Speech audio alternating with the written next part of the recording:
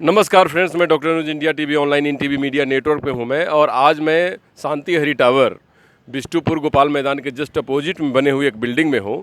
और यहाँ पर आपको मेरे पीछे जस्ट एक टावर दिखाई दे रहा होगा जिसमें कई एक मोबाइल फ़ोन की कंपनियों की टावर है, जिसमें जियो की भी है। और जियो ही ज़्यादा इसको गवर्न करती है, यूटिलाइज़ करती है। एक एसेंशियल सर्विस का एक्ट है, रूल है कि भाई एसेंशियल सर्विस जब हम यूज़ करते हैं और कहीं प्रयोग करते हैं तो उसको लगाने और उसको रिप्लेसमेंट करने का एक वे होता है, एक सिस्टम होता है, एक तरीका होता है। तो हम लोग उसके साथ काम कर रहे हैं, लेकिन उस विषय में 2-3 चीज़ें सामने आ गई हैं। जैसे कि एक लैंडलॉर्ड यहाँ पर हैं, लैंडलॉर्ड की ग्रुप है, और एक ऐसे लोग हैं कि जो इस टावर को मेंटेन करते हैं, रन करते हैं, और एक तीसरी ग्रुप है कि जो इस बिल्डिंग को डेवलप की हुई है। तो ये तीनों ग्रुप में आपस में एक ऐसा त्रिकोण बन गया है कि जिससे आगे चल के हो सकता है कि यहाँ के रहने वाले लोगों को नुकसान हो सकता है कि आने वाले टाइम में जो इस जियो सर्विस या जो भी रिलायंस सर्विस से लोगों को सर्विस और नेटवर्क मिल रहा है उसमें बाधा पहुँच जाए, दिक्कत आ जाए।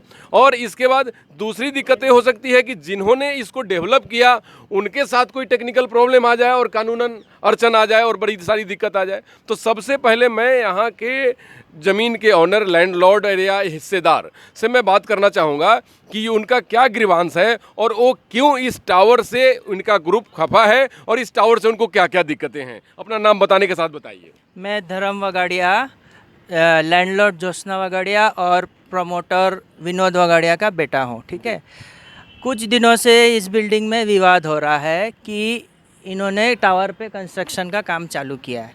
ये ज़मीन ज्योत्सना वगाड़िया, सरला वगाड़िया एंड चंदा वगाड़िया के द्वारा ख़रीदा गया था 5,845 स्क्वायर फीट, और बाकी रिमेनिंग पार्ट 9,000 शांति हरी कंपनी के द्वारा ख़रीदा गया था, जिसमें मेरे पिताजी और मेरे चाचा और नरेश कोंटिया जी पार्टनर थे प्राइवेट लिमिटेड कंपनी में। तो तीनों लेडीज़ ने ये ज़मीन प्रमोट करने, मैंने डेवलप करने दिया था, बेचा नहीं था कंपनी को। ठीक है। तो कंपनी के द्वारा प्रमोट करके ये बिल्डिंग बनाया गया। उस शेयर में शेयर में शेयर में 60-40 हाँ, शेयरिंग में बनाया गया। और ये बिल्डिंग का जॉइंट नक्शा 15,512 स्क्वायर फीट प्लॉट का एरिया है। उसमें जो भी रूल्स रेगुलेशन के हिसाब से रेसिडेंशियल पास हुआ है। अच्छा। ये बिल्डिंग कमर्शियल पास नहीं हुआ है। 5.5 फ्लोर माने 5.5 तल्ला पास हुआ है।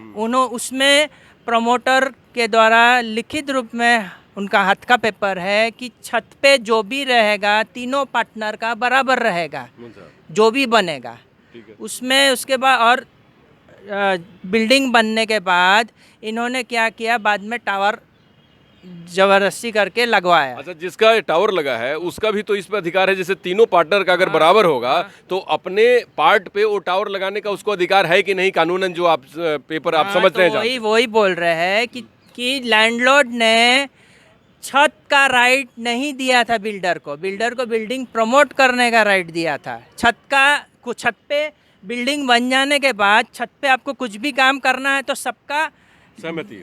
लैंडलॉर्ड का तो एनओसी चाहिए ना, कि नहीं चाहिए? क्या आप अपना मन मर्जी, आपका सोर्स है, आपका ताकत है तो आप इसको 15 तल्ला बना दीजिएगा? जमीन मालिक का कुछ तो हक है ना। बिल्कुल, बिल्कुल। तो वो अपना मन मर्जी करके सब कर रहे हैं। अच्छा। और एक बात, ये बिल्डिंग में जितने भी सोसाइटी में कमेटी मेंबर्स है उनका भी ऑब्जेक्शन है कि ये टावर हम लोग को ये बिल्डिंग में नहीं चाहिए। कितने % लोग चाहते होंगे कि टावर नहीं हो? पूरा बिल्डिंग में काउंट करिएगा तो 65 to 70% बोल रहे हैं कि हमको ये बिल्डिंग में टावर नहीं चाहिए, क्योंकि इसके द्वारा पूर्व में 2015 में मेरे पापा को ब्रेन कैंसर हो गया। वो 3rd फ्लोर में एक रहते, उनको भी कैंसर हो गया। 5-6 जन को ये हुआ है। मतलब आपका ये कहना है कि इससे जो रेडिएशन निकलती है उससे लोगों को कैंसर हो रहे हैं और इस टावर के लोग परेशान हैं। हाँ, बिल्डिंग के लोग परेशान हैं।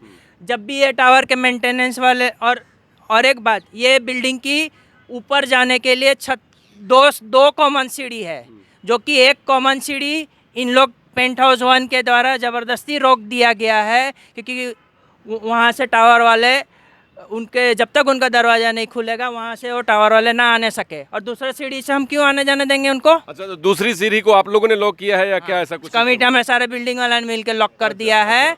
और कॉमन सीढ़ी किसी को अपना दरवाज़ा बाहर करके लगाने का हक नहीं है। कॉमन एरिया ये लोग ने घेरा है ऐसे कि इनका दरवाज़ा नहीं खुलेगा तब तक कोई ऊपर नहीं जाने सकेगा। ये कहाँ का नियम है? कॉमन सीढ़ी घरने के लिए आपको कौन अधिकार दिया? जी बिल्कुल। तो ये आपने ये सब कंप्लेन और ये सब कहाँ किया है आपने? हमने थाना प्रभारी जी बिष्टुपुर, एसपी साहब, डीसी साहब, एसडीओ साहब सबको लिख के दिया है। ये विवाद 15-20 दिन से चल रहा है। तो आज ये नरेश कोंटिया जी के केयरटेकर आरएन सिंह द्वारा और कंपनी के आदमी और 8-10 लोग ज़बरदस्ती आए बिल्डिंग में 5th फ्लोर पे और सीढ़ी के सामने बोले हम लोग को चढ़ने दीजिए। तो मेरी माताजी और हम लोग बिल्डिंग वाला ने विरोध किया। ये बोल रहे हाथ में मेरे पास वीडियो है कि हाथ में ये लोग कटर मशीन और छेनी लेके आए थे, बोलेंगे हम लोग जाएंगे ज़बरदस्ती ऊपर। हम लोग ने विरोध किया तो उसके बाद प्रशासन आया। और एक बात, ये बिल्डिंग के 100 मीटर के दूर में TMH हॉस्पिटल है। अगर आप बोलेंगे तो बगल वाले बिल्डिंग में भी कम से कम 60 आदमी रहते हैं। वो बिल्डिंग में भी 25-26 फैमिली रहती है। उन लोग भी ऑब्जेक्शन में है कि ये टावर हटना चाहिए। एक नहीं 2-2 टावर लगा हुआ है। नहीं तो यहाँ तो एक टावर कई एक टावर ऐसे भी आसपास दिख रहे हैं। हम बता रहे हैं, लेकिन यहाँ ऑब्जेक्शन है आप लोगों का? ऑब्जेक्शन है बगल वाले बिल्डिंग का भी, ये बिल्डिंग का भी। ठीक है, मान लिया। और फ्यूचर में जनरेटर भी रखा हुआ है यहाँ। आग लगेगा और इन्होंने एक सीढ़ी बंद करके रखा है। कल को फायर का प्रॉब्लम होगा तो क्या इन लोग का घर का बेल मारते रहेंगे, खोलिए खोलिए हमको जाना है छत वो में। एक प्रॉब्लम हो सकती है। प्रशासन ने आपको क्या बोला? ये सब लिख के दिया प्रशासन ने आपको क्या कहा? प्रशासन के द्वारा बोला गया है इन लोग को कि लैंडलॉर्ड ज्योत्सना वागड़िया एंड अदर्स का छत खाली बिल्डर का है। ये कहाँ लिखा हुआ है? अच्छा, मैंने प्रशासन ने सवाल पूछा है। हाँ, छत खाली बिल्डर का कहाँ है? वो प्रशासन ने पेपर मांगा है जो हम लोग सबमिट करेंगे। ठीक है। और इन्होंने क्या किया है, प्रशासन को ये बोल रहे हैं कि छत हमारा अकेला कंपनी का अकेला का छत कहाँ से हो जाएगा, जबकि जमीन ही पार्टनरशिप में है। खैर वो तो प्रशासन अपने आप देख लेगी पेपर। तो आपकी ग्रीवांस है आप लोगों की कि भाई ये टावर नहीं होना चाहिए। बिल्डिंग वाले भी नहीं चाह रहे टावर हो। खैर वो तो जांच की बात है। अब मैं इनसे जानना चाहता हूँ कि जो रिप्रेजेंटेटिव हैं और क्या उनके हाँ काउंटिया जी के रिप्रेजेंटेटिव हैं जिनके परमिशन से टावर लगी है, तो इनका क्या कहना है और ये अपनी पक्ष को कैसे रखेंगे इस मुद्दे को लेकर, विवाद को लेकर? ये टावर 2006 में लगा है। ये लोग का जो पार्टनरशिप था जो अलग अलग हो गए, ये लोग का 25% था, बाकी सब पार्टनरशिप नरेश कोंटिया जी का था। सरला बगाड़िया भी पार्टनरशिप दे दिया इन लोग को, नरेश कोंटिया जी को पूरा पावर नहीं, अपना फ्लैट भी दे दिए इनको। अच्छा, मतलब उसका पेपर है आपके पास? सब लिखित है? सब लिखित है, सारा लिखित है, सारा पेपर, पावर अटॉर्नी भी है, ऑडियो भी है, सारा लिखित है।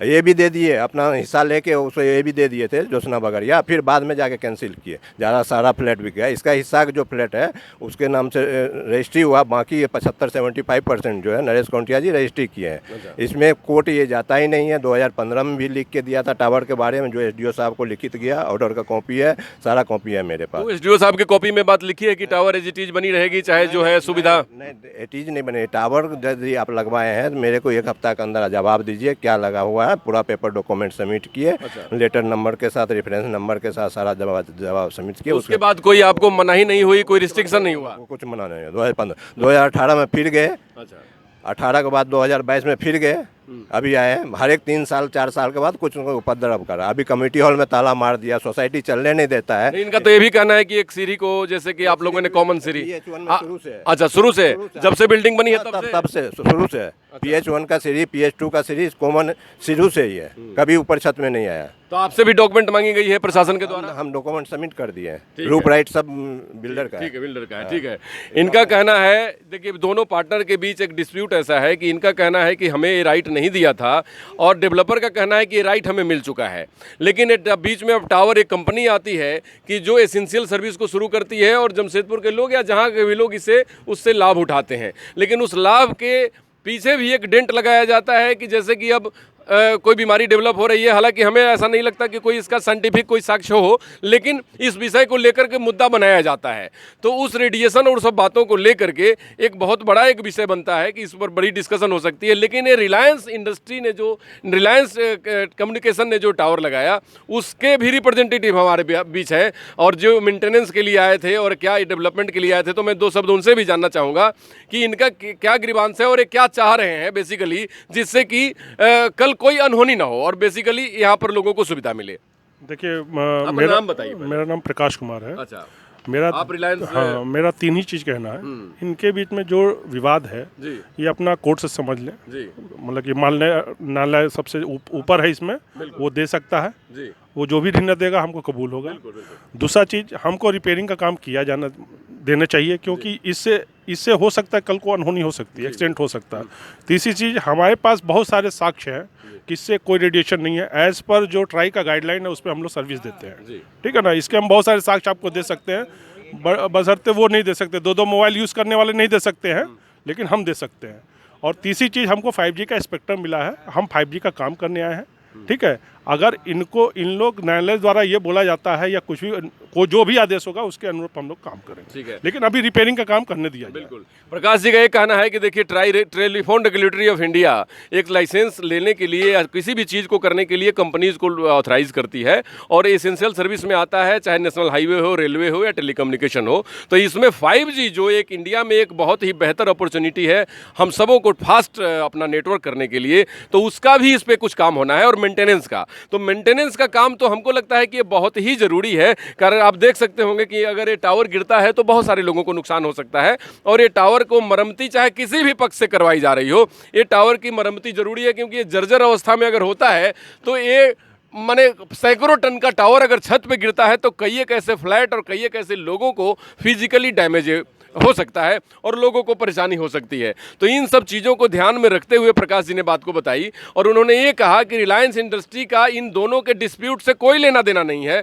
उनका ये कहना है कि भाई हमें तो जो पॉलिसी और प्लानिंग है, कंपनी का रूल है, उसको फॉलो करते रहना है और उस फॉलो करने के साथ हमें अपने कंपनी को और अपने टावर को चलाने का परमिशन अगर प्रशासन देती है तो हम यहाँ चलाएंगे, नहीं प्रशासन परमिशन देती है तो हम यहाँ नहीं चलाएंगे। लेकिन इन दोनों के मुद्दे से हमें कोई लेना देना नहीं है। अब देखना ये बात है कि टावर के मुद्दे को प्रशासन क्या निर्णय लेती है, क्योंकि दोनों का ग्रीवांस अपनी अपनी जगह पर मजबूत बताए जा रहे हैं एक दूसरे की तरफ से। अब प्रशासन को निर्णय लेना है कि इस डिस्प्यूट को सुलझाए और इस बात का भी ध्यान रखना चाहिए प्रशासन को कि किसी भी सुविधा को असुविधा में न बदले। सबको सुविधा हो, चाहे वो रेसिडेंस के लोग हो, उनको भी पूरा अधिकार है अपने जीवन को अच्छा जीने का, चाहे कोई फ्लैट ऑनर हो उसको भी अधिकार है अपने फ्लैट को डेवलप करने का और अच्छा करने का, और कोई कंपनी हो तो उसको तो पूरा अधिकार है देश को सर्विस देने का और सेवा करने का। नमस्कार, डॉक्टर अनुज शर्मा की तरफ से।